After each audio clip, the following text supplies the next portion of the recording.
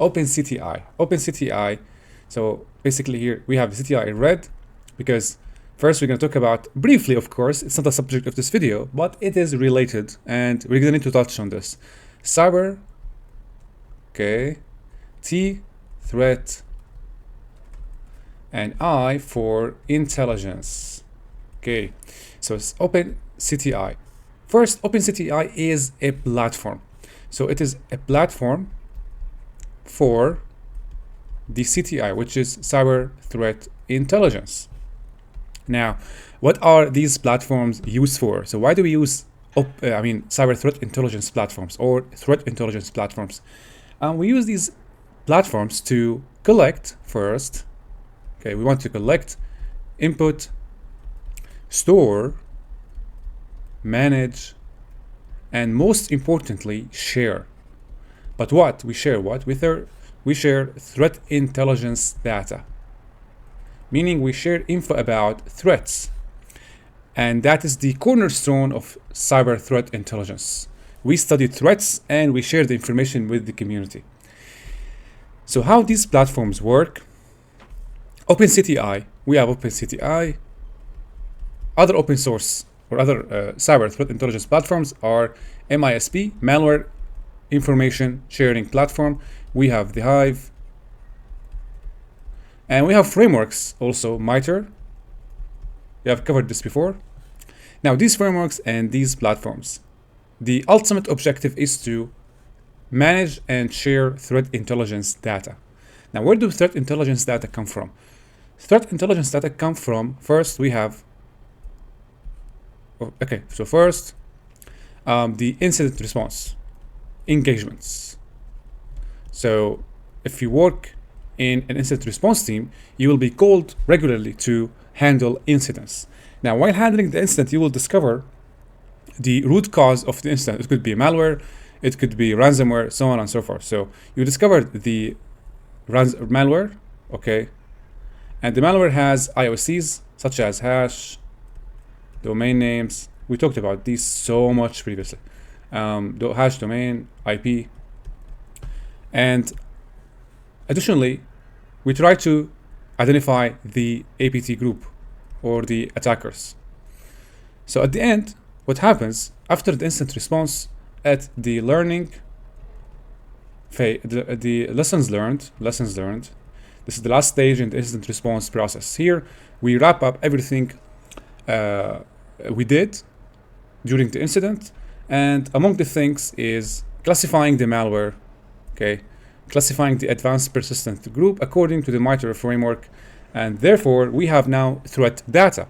The threat data now will be stored in a threat intelligence platforms such as OpenCTI, MISP, the Hive. It depends on the organization. So we store now the threat data from an incident response engagement. However, we cannot rely only on data coming from your team's engagements. We need to rely on another source, which is the community feeds. Community feeds. Basically, community feeds contain threat data as well. So it's not something strange. It is threat data shared by other incident responders about malwares, new threats, emerging threats.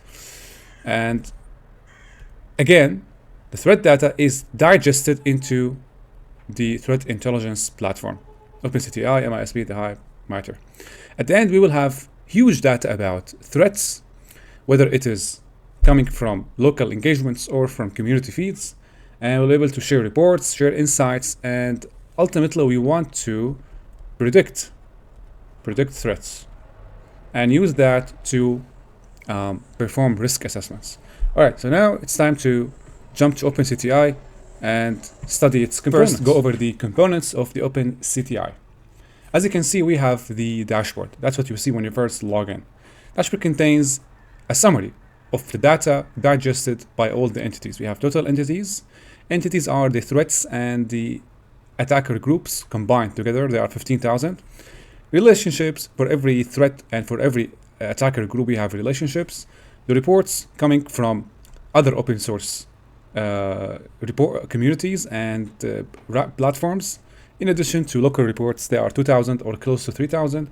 And we have the observables. We're going to talk about the observables as well.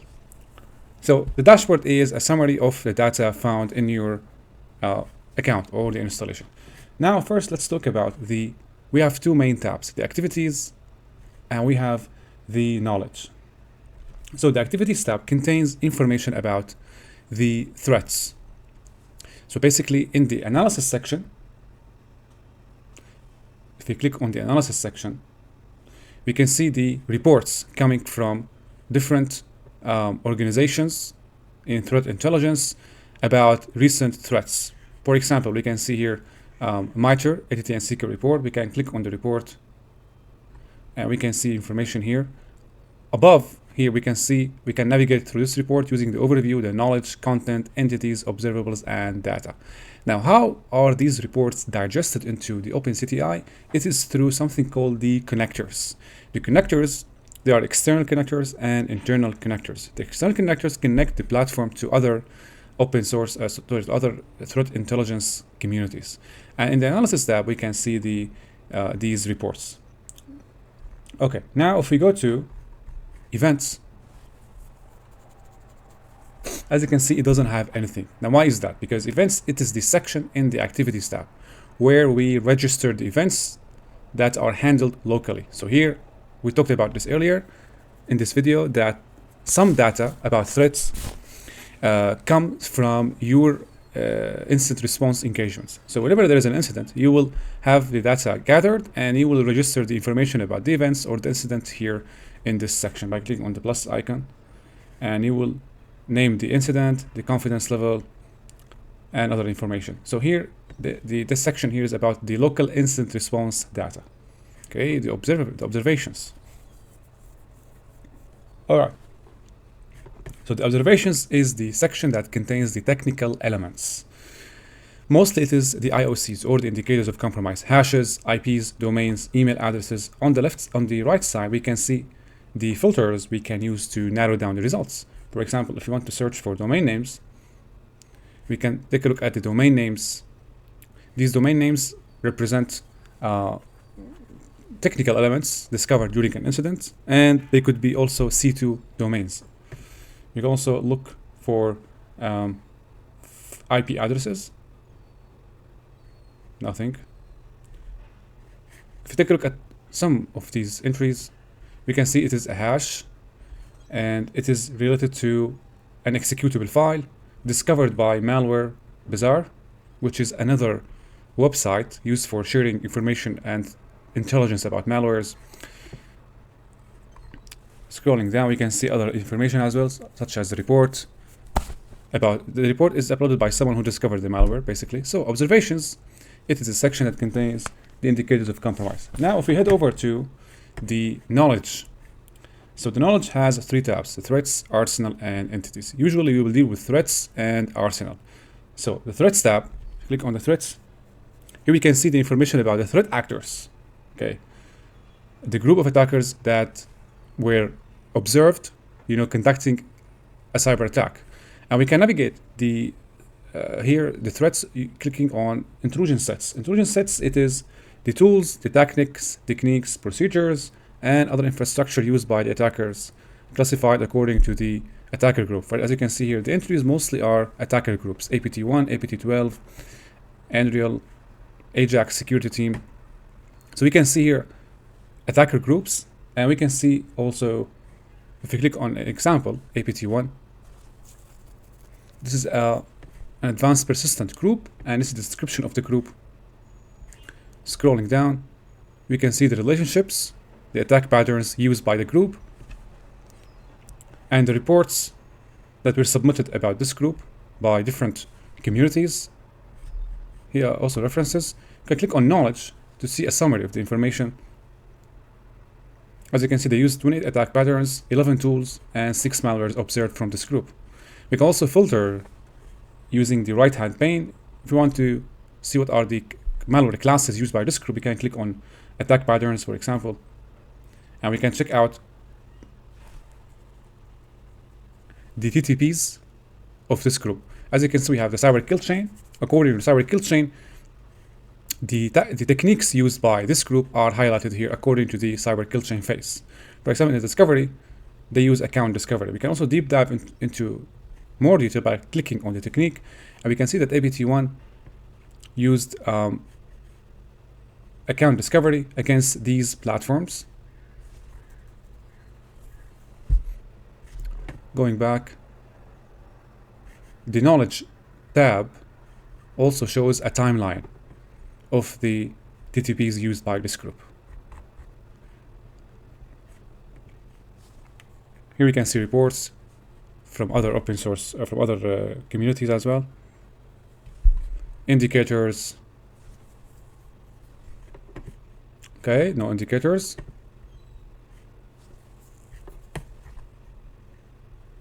So here the data tab is supposed to contain the files uploaded or generated for the export, but no files are uploaded here for export. And the history here, we can see the changes made to the element, meaning the APT group. The changes made by the, the administrator of this platform. Okay, now let's go back to threats. So threats is the information about the attackers, the tools, techniques they have used. Now, if you go to Arsenal, here we can see that about malwares. As you can see here, 4HRAT, ABK. We can also filter if you're looking for a specific name for a specific malware. You can use the search box. Here we have the attack patterns. So basically, again, we go back to what is called the TTPs, tactics, techniques, and procedures. Here we can take a look at the details of the TTPs according to the malware, classification. So if we go back to Arsenal, take an example, such as, let's see, agent BTZ. So here we click on the knowledge. I can see we have 6 attack patterns. Go back to overview, we can see description of this malware is a worm that primarily spreads itself via removable devices such as USB drives. Okay, let's click on now on attack patterns. Here you can see the details of the command line interface and relationships as well. So activate firmware update, we click on this, and we can see more details about it.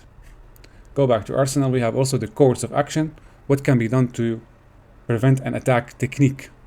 So as you can see, we have all the attacks technique here. We can click on every single one to have a look at the mitigation. The tools, we have here the tools developed for network maintenance, monitoring and management.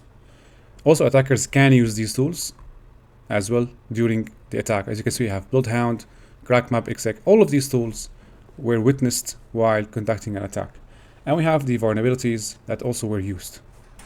Another practical scenario we can take to demonstrate the use of OpenCTI is the room Trooper, which is part of SOC Level 1 in TryHackMe. Now, in Trooper, we have a report about an APT group that has been using a family of malware called the USB Ferry. Okay. And we have a couple of questions to answer in order to have an idea of what happened. So basically, the scenario here is that there is a company that has been hit with a cyber attack. Your job is to investigate a threat advisory report. This is the report. The report here outlines the tactics and techniques that a similar APT group has been using to deploy the attack. So by studying the report and by correlating the results with the OpenCTI investigation and with HTTP Navigator, you will have come up with information about the identity and motive of the attackers. That's the job of a typical job of a cyber threat intelligence analyst. Before we go into the report, let me show you guys the how the attack works. So basically, it's called the USB Ferry attack. So why is that? As you can see, we have here an air-gapped network. In air-gapped network, we have 2 types of hosts. We have the hosts that can connect with the internet, as demonstrated here. We have this host. So we have this host. We have this one. These hosts can connect normally to the internet. Now, what happened here? We have these hosts around here. This one, and this one.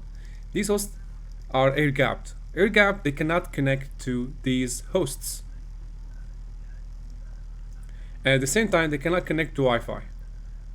So here, the host that cannot connect to Wi-Fi and cannot communicate with other hosts, we call them air-gapped. Usually air-gapped networks or air-gapped endpoints or computers are used in very secure environments, such as military environments or computers that contain confidential information. These computers, which happen to satisfy this condition, they should be air-gapped, meaning they should not or they shall not connect to other hosts, okay, and they shall not connect to Wi-Fi. Now, in the case of USB Ferry attack, what the APT group did, the APT group, they would say infect a host that is connected to the internet, right? This is a host on the network. Then USB Ferry would check if there is a USB connected to the host. If it is connected, then the malware would load the installer to the USB, and then when that USB is connected to an air-gapped PC, it would infect that PC. That's how the USB Ferry was able to reach these air-gapped computers or isolated computers. That's why it's called the USB Ferry, because the malware is mainly delivered, of course, through the USB. The delivery is facilitated by the use of USB. So here, let's have a look at the report. Maybe we can zoom in. Okay, let's have a look at this. So this is the target, and this is the USB. So basically, when the malware infects, as I said earlier, when it infects a computer that's connected to the internet, it checks if there is a USB connected to the computer. If there is a USB connected, it will load the DLLs of the malware into the USB. And then when that USB is used by the personnel to connect to other endpoint, the other endpoint will also be infected by the malware that has been previously loaded in the USB. That's how the attack was delivered. Now our job is to investigate the attack. So key information to extract from this report is that first, as you can see, the APT group that has been using this attack has been targeting industries such as healthcare, military, transportation in Taiwan, Philippines, and Hong Kong. The malware or the initial access is accomplished through spear phishing emails. Okay, so the emails or the malware is first delivered through emails and then delivered through the USB, if the USB was connected to the host that was infected. The primary motivation is information theft and espionage. These are key information to learn when you are conducting threat intelligence or cyber threat intelligence. A USB malware called USB Ferry. Okay, let's go down. All right, now we're going to use OpenCTI and the MITRE and Security Navigator to investigate more about the attack. So when we have a cyber incident and we want to extract the insights from the cyber incidents and build security rules and detections using threat intelligence, we will want to have first the name of the APT group that we are researching, or the name of the malware. In our case, the name of the malware is USB Ferry. So if you go here to OpenCTI and type USB Ferry, you can search for possible matches. So we have two reports about USB Ferry, and we have the entity, which is malware. If you click on the malware itself, we can see on the details, it says that USB Ferry is an information stealing malware and has been used by Trooper. Probably this is the advanced persistent group in targeted attacks against Taiwanese and Philippine air-gapped military environments. USB Ferry shares an overlapping code base with Yahuya. If we click on Yahuya, we are directed. Let's go back, open this in a new tab. It's going to be better.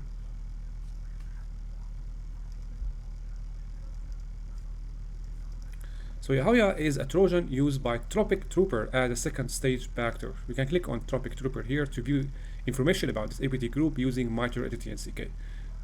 Trooper is an affiliated threat group that has led targeted campaigns against targets in Taiwan, Philippines, and Hong Kong. It focuses on targeting government, healthcare, transportation, and high-tech industries, and has been active since 2011. And we have the techniques used, and we can open them using AT and CK Navigator, which is the preferred way of conducting the investigation or the threat intelligence. I mean, get used to the Navigator because it's way easier to view the information using Navigator than to browse the site. We have the Navigator open here, so we're going to close this. The Navigator is open to view the tactics and techniques used by the Trooper APT. And we know that now that USB30 is a malware that is used by APT, Tropic Trooper, for targets. And USB30, we said earlier that it is delivered through spear phishing emails and propagated to other PCs, specifically air-gapped PCs, through the use of USB. Here's an information. Okay, we defined this. Let's go back. We can also do another investigation on the Tropic Trooper. So by having the name copied, we can use OpenCTI to search for this. Let's open a new tab, duplicate the tab,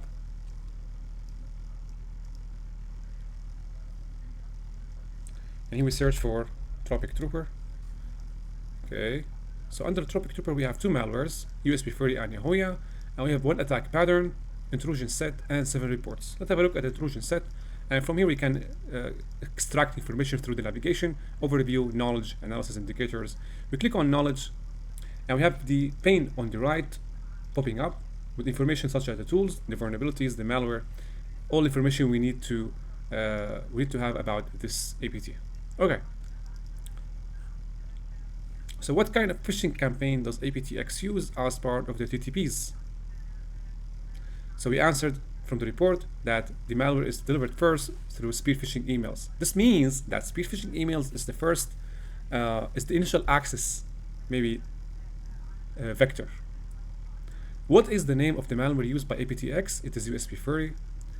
What is the malware? STIX ID. Now STIX ID can be found using OpenCTI. So we go to the page where it shows the information about the malware.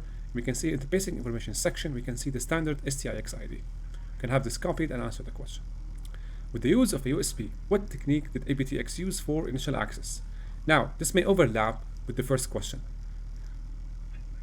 because you might be wondering, if spear phishing emails was the first initial access for the USB30 to propagate, then the USB propagation is a later stage in the life cycle of the hack, right? But here the question is specifying with the use of a USB.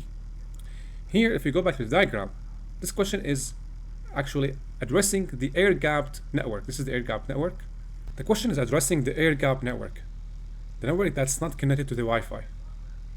So these computers are not supposed to receive the spear phishing emails, right? We talked about these computers, this and this, they are connected to the internet, and these computers are the first vector or the first vehicle to complete the hack. So here there is, I talked about this earlier, a USB connected, right? And when the malware is delivered through email, the malware will jump to the USB, and then the USB, if the USB is connected to the air-gapped network, say one of these PCs, the USB is, connected through here. With regard or with respect to this computer, USB is the first initial access vector.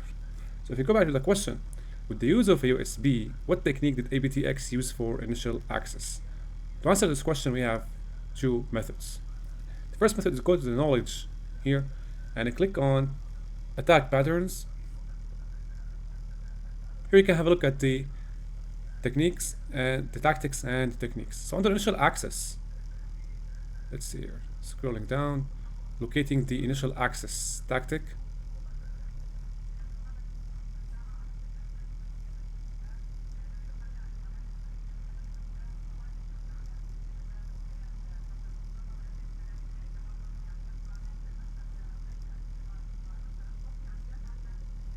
So under initial access tactic, we have 9 techniques. And for the USB30 malware, it is replication through removable media. Or you can use the HTTP navigator, locate the initial access tactic. Under initial access, there are 9 techniques. Among them is replication through removable media. What is the identity of APTX? Okay, we knew that it's Tropic Trooper. It is the advanced persistent group. On OpenCTI, how many attack pattern techniques are associated with the APT? Let's go to OpenCTI, open the page of Tropic Trooper. Under Knowledge tab, we can see that there are 39 attack patterns. What is the name of the tool linked to the APT? Again, we can use the OpenCTI on the Knowledge tab, locating the tools on the right pane, we click on the tools, and we can see there is one tool called Bits Admin. Bits Admin is a tool, a native tool in Windows operating system. Load up the navigator. What is the sub technique used by the APT under valid accounts? Okay, going to the navigator, and here, locating the valid accounts, we have a sub technique highlighted. It's called the local accounts. It's used in more than one tactic, by the way. Initial access, and can also be located under persistence. Check persistence here. We have also valid accounts. Under valid accounts, we have the local accounts. Under what tactics does the technique above fall? The technique is local accounts. What are the tactics that use these techniques? This technique. Basically, we can answer this again from the navigator. So valid accounts can be found under initial access and can be found under persistence. Let's see here, privilege escalation and defense evasion. You have valid accounts here. What technique is the group known for using under the tactic collection? So there is a collection named tactic, tactic named collection. Probably it doesn't exist here in the ATTSC navigator. No, it does exist. So under collection, we have automated collection, or you can just use the navigator found in OpenCTI. So we locate the collection from the list of tactics.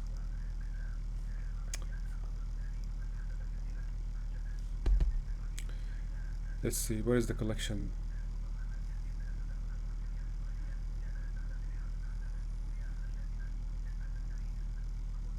Initial access, I cannot find, okay, collection here. Under collection, we have 17 techniques, and there is data from local system. So this is different from what we found in the ATT navigator. Why? Because we're using the USB Ferry.